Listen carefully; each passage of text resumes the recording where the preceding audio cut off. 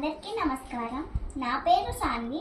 ఈరోజు నేను Bhagavad Gita 12th chapter చెప్తున్నాను.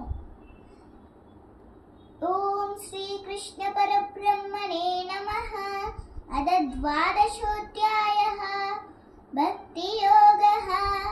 అర్జున ఉవాచ ఏవం సతతయుక్తా యే భక్తాస్త్వాం పర్యుపాసతే ये चाप्यक्षरमव्यक्तं तेषां के योगविक्तमाः.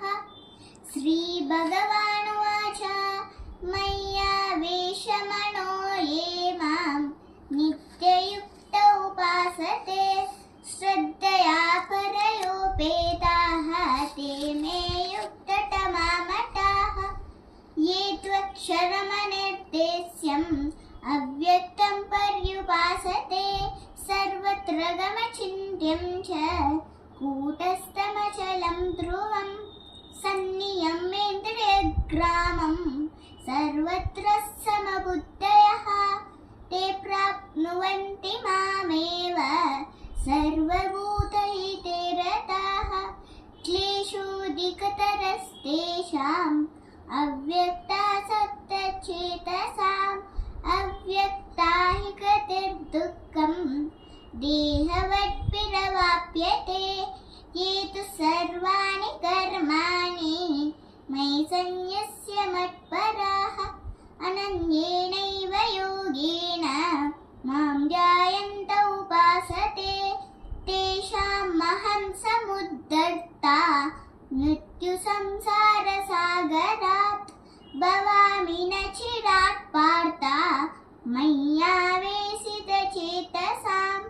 मय्येव मनादस्त्व मयि बुद्धिं निवेशय निवशिष्यसि मय्येव हतोऽर्वं न संशयः. अथ चित्तं समादातुं न शक्नोषि मयि स्थिरम् अभ्यासे योगेन ततो मामिच्छाप्तुं धनञ्जय. अभ्यासेऽप्यसमर्थोऽसि मत्कर्म परमो भव. मदर्थमपि कर्माणि कुर्वन् सिद्धिमवाप्स्यसि. अदैतदप्यशक्तोऽसि कर्तुं मद्योगमाश्रितः. सर्वकर्मफलत्यागं ततः कुर्यादात्मवान्.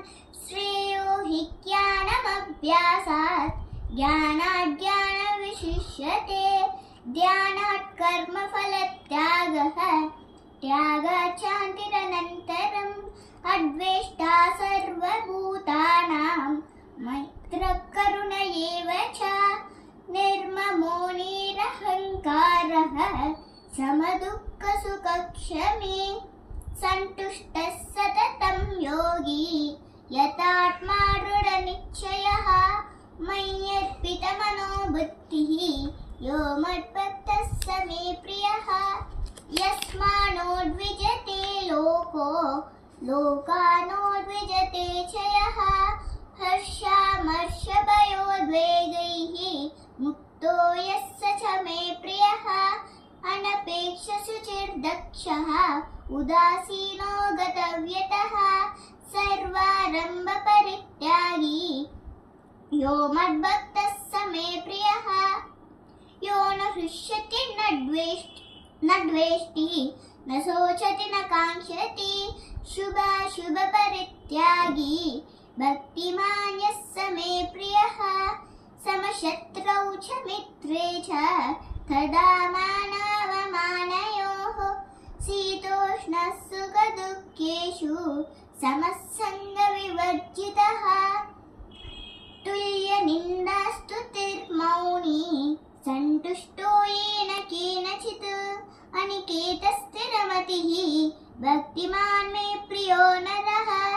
ये तु धर्म्यामृतमिदं यदोक्तं पर्युपासते श्रद्धदाना मत्परमा भक्तास्तेतीव मे प्रियः.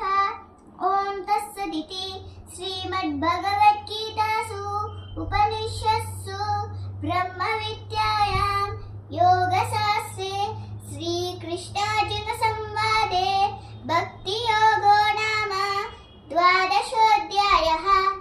యూ.